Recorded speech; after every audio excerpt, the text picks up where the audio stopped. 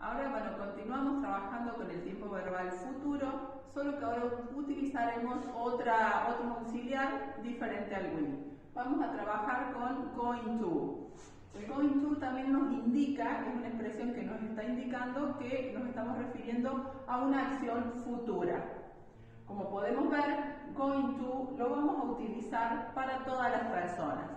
Pero acá hay una pequeña diferencia que es al utilizar el verbo to be. Cuando formamos la estructura de las oraciones, implementamos también los auxiliares del verbo to be. Y como ya hemos visto en módulos anteriores, sabemos que el auxiliar am se usa solo para la persona I, yo. El auxiliar is solo se utiliza para he, she or it, el ella o esto. Y el auxiliar are se utiliza para las demás personas que nos queden.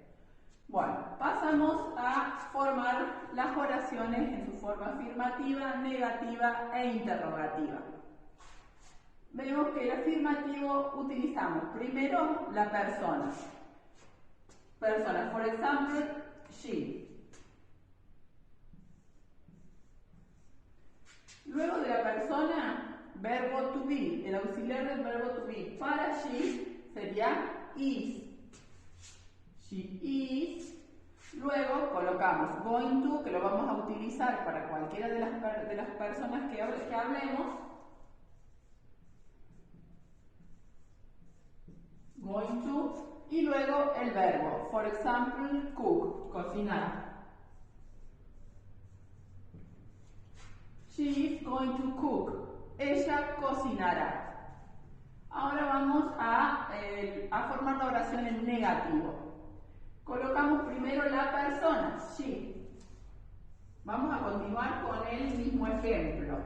She. Verbo to be en su forma negativa. El negativo de is, acá los tenemos. El negativo de is es isn't. She isn't going to cook. Luego el verbo. Ustedes pueden ver que cuando pasamos la oración a su forma negativa, lo que cambia, lo que se modifica, es el auxiliar del verbo to be. Going to queda como lo colocamos en la oración afirmativa. Luego, cuando hagamos la oración en interrogativo, colocamos primero el auxiliar del verbo to be, que sería is. Luego la persona, is she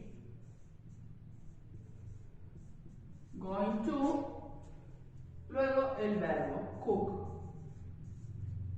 Is she going to cook? ¿Cocinará ella? Bueno, de esta manera nos quedan conformadas las estructuras de las oraciones del futuro. ¿Qué diferencia va a haber entre el futuro utilizando auxiliar will o utilizando going to? Si bien ambos suenan, o sea, nos referimos a una acción futura, nos hacen referencia a esta acción futura, la diferencia está que going to lo vamos a utilizar para un futuro más cercano, para un futuro más predecido, ¿sí? Más planeado.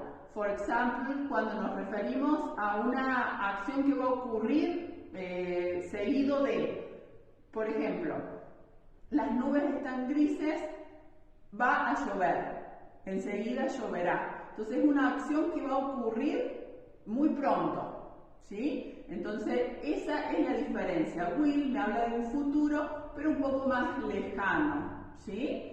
Así que bueno, espero que hayan podido entender esta clase. Les dejo actividades en la plataforma para que resuelvan y lleven a la práctica esa teoría. Cualquier duda me escriben un mensajito privado y les estoy respondiendo. Bye bye, good luck.